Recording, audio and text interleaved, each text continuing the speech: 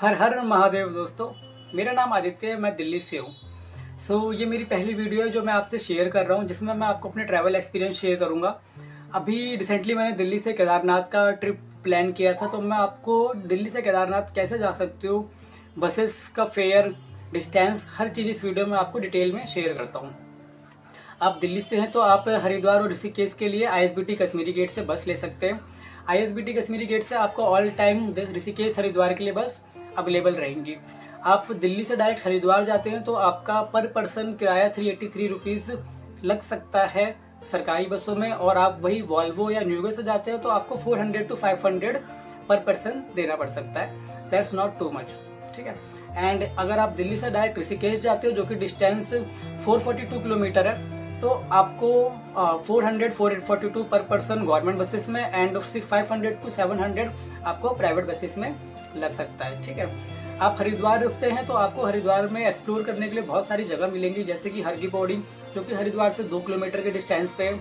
वहीं चंडी देवी टेम्पल है जहाँ पे आपको 3 किलोमीटर का ट्रैक करके जाना होगा, और मनसा देवी टेम्पल जहाँ पे आपको 2 किलोमीटर का ट्रैक करके जाना पड़ेगा।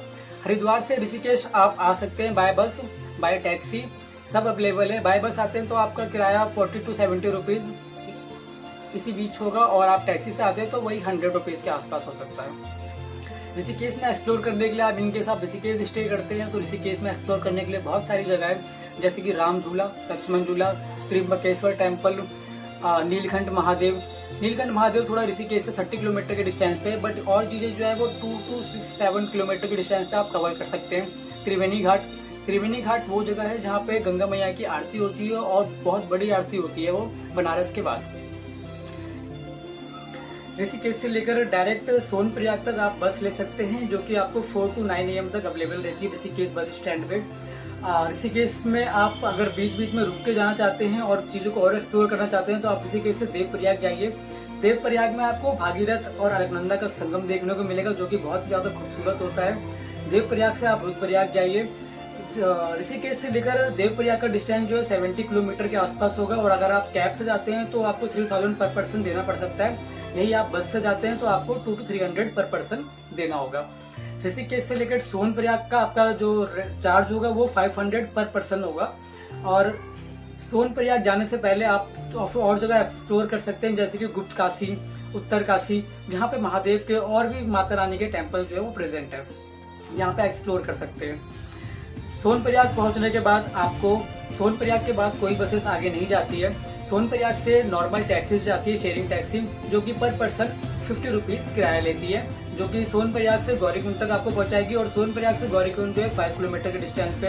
आप चाहे तो अगर आप बाय वॉक भी जाते हैं, यदि वहाँ पे कोई शेयरिंग टैक्सी ऐसा कुछ अवेलेबल नहीं हो पा रहा है, तो गौरीकुंड से मेन ट्रैक चालू होता है। तो मेन ट्रैक के लिए आपको गौरीकुंड पे जैसे ही आप जाएंगे, जहाँ ट्रैक चालू करेंगे, तो गौरीकुंड है जहाँ पे गर्म पानी बाय नेचर अवेलेबल होता है, जहाँ पे आप नहा के या फिर अपने आप को फ्रेश करके हाथ में धो के आगे ट्रैकिंग पे जा सकते हैं। आप केदारनाथ का ट्रैक चालू करते हैं तो आपको सारी चीज़ें अवेलेबल रहेंगी, और हर जगह क्या कहते हैं बेस कैंप से हर जगह दुकानें हैं, हर जगह शॉप से जहाँ पे कि आप अपनी ज़रूरत की सामान ले सकते हैं। हर जगह कैंप अवेलेबल है कि अगर इन नाइट आप पहुँचे हैं तो आप आगे ट्रैकिंग शुरू कर सकते हैं और आप कैंप में स्टे कर सकते हैं। देन नेक्स्ट डे मॉर्निंग में आप वापस ट्रैकिंग शुरू कर दीजिए। और जब आप अंत में केदारनाथ पहुंचेंगे तो वहाँ पे महादेव की जो आरती है वो एक बार शाम को होती है 6 से लेकर 7 बजे तक, और मॉर्निंग में होती है वही 5 to 6 के बीच में।